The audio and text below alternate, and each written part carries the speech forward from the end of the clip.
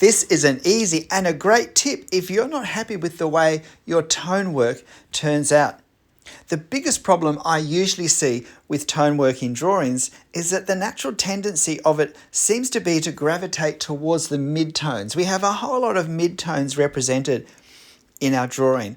Lighter areas seem to end up being worked over till they're a little bit darker, and the areas that possibly could go a bit darker end up looking a bit light, a bit the same as the mid-tones, possibly because we're afraid of spoiling the line work that we've so carefully done. So I'm going to demonstrate a really great method with this video. So first, of course, we need our line work. So here I am just quickly drawing a fairly old Paris street, one that seemed to have escaped the attention of Baron Haussmann in the 1880s. So I'll just finish this, and when this is done, I'm going to put some tone on it.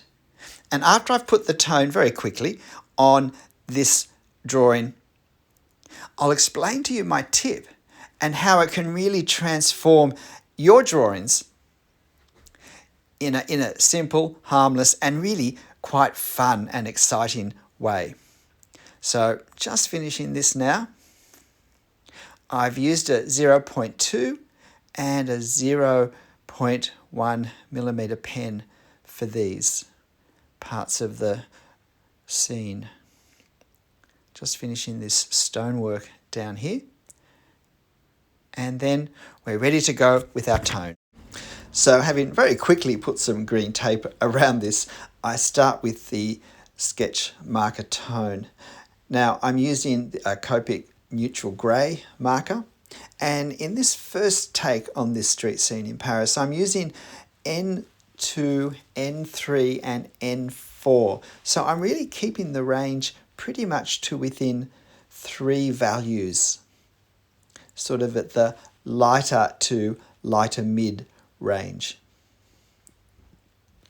As you can see, I'm really working to define the fronts of the buildings, and particularly the sense of darker tone down the middle of the street and with the people who are there.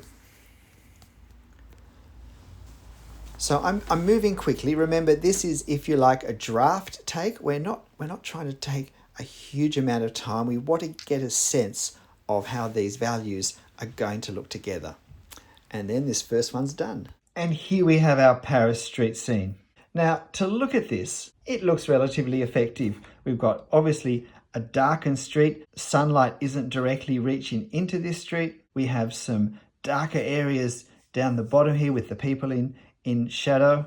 We have the walls of these buildings here that are in shade, and there are some shadows being cast here. We could easily feel this is successful enough. I don't know whether I want to push it with anything darker or not, because I don't want to risk spoiling the line work that I took so much care in drawing. And so we think, well, it's finished, and we go on to the next drawing. And I think this is a reasonable example where a lot of the values that we've used in our tone work are fairly close together. In fact, in terms of the pens I've used, most of this is an N3 and N4. Some parts are an N2. So I've really only used 3 grades of darkness. So how can I stop this happening? How can I end up with a bolder experimentation with value?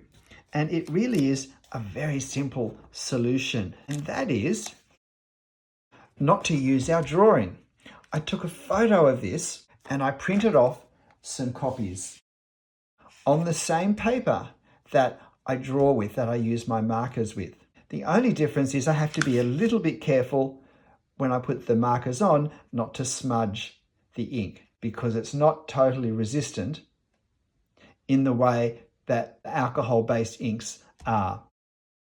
So because I didn't put this tone onto my original, and because I can print off as many copies as I want, I can have another go at this, but I can be, if I want, a little bolder and see which one I prefer.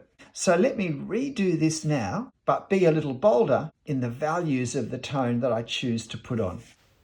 So I start now, having forgotten to put the green tape around, Generally going darker, I'm now using an N5 as well as an N4, N3 and N2. And I'm using the N3 more, the N4 more. Counterintuitively, for the fronts of these buildings, though, I actually shift from an N3 to an N2, except for the closest building and, of course, the ground floor levels, which I do quite separately again. I think I even use an N6 for a few little bits of detail in that archway. And on the ground, I go darker. I use N4 and N5 for the ground, which also means I need to make some adjustments to the values of the people so that they stand out. And then I do some shadows for the windows and a few other minor adjustments. But remember, this is just a draft. It's just to give a sense of how these values look against each other. So here we have our second draft. And if I compare it to the first one, I think generally it works better. I think there's far more visual interest with these darker tones, particularly down here. In a moment, I'll use the information I've gathered in these two drafts and I'll apply tone to my original line work. And then I'll compare the tonal values that I use in the finished drawing with those used in these two drafts. And we'll just see how this process has helped to inform the final choice and what we think of the finished effect of each of them. So let's now put the marker tone on our original line work, not on a printed copy. So now I don't need to worry about the ink smudging when the tone goes over the top of it. I'm using an N3 at this point for a lot of the fronts of the buildings, but I'm using a second or even a third coat far more frequently than I did on the other two draft versions. I'm also using a lot more of the darker 4 and 5s, particularly to pick out detail on the front of the shop, because I'm also aware this is not a draft and I can create detail with my tone as well as my line. For the actual street, I'm making the ground a lot darker. I'm using the N5 and even the N6 for the actual road surface. And therefore, I need to just make some adjustments around the people so that we can still see them. And I go a bit darker on the buildings at the very end of the street because I want to get more of a contrast between those and the buildings on the cross street. I also make this shadow on the wall on the right-hand side considerably lighter so that the darkness of the street is more discreet. Here we have our final version, which we created having explored the various possibilities of value with our earlier two. This is the first one we did, which was generally much lighter and much less contrast, sitting in what I would call a mid-tone for, in fact, most of what we did here. It creates a very different feeling to what we have in our final version. Now, what about that second version that we did, where we did go considerably darker? Well, we did go considerably darker here, but I felt like we went too dark here, and we lost the sense of this was the defining edge of this street view. I also felt that these buildings all looked a bit much the same. So in this final view, probably the most obvious change is that I worked at making the ground darker, which I think does actually reflect the reference more. It also reflects the fact that the street is going to be probably the darkest surface area in our scene. I like the effect here of a lighter shadow on the wall, still clearly a shadow, but it allows this street view to be very much more clearly defined. I like the shift between white here and dark here. I think that helps create a strong sense of sunlight, because where we have strong shadows, we also somewhere in our scene or off our scene have strong sunlight, because we need the strong sunlight to create the strong shadows. So if we can represent it somehow, I think that's a helpful thing. And I've left a few little spots of what I like to think of as sparkle around the figures just to help define them a little bit so they don't get completely lost in the values around them. So which one do you prefer? I expect no one's going to prefer this one, but there are some things I quite like about this one as well. When it comes to value, it is still a very personal choice in the end.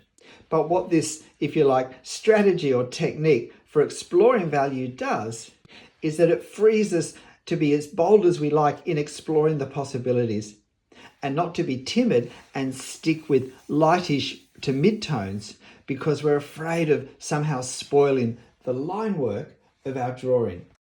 The line work of our drawing becomes a tool that we can use to explore tonal possibilities before we commit to them. G'day, I'm Stephen Travers. Look, I hope you found this interesting. If you struggle at all with committing darkly enough in your values, this can be a really great strategy to employ. So why not give it a go? And to make it easy, I'll post an image of this line drawing as well as the original reference photo on my channel community page. And you can give it a go yourself and see if having the chance to experiment boldly without costs helps you to create more interesting and dramatic values in your drawings. But look, whatever you do, however you do it, make sure you have fun. I'll see you next time. Bye.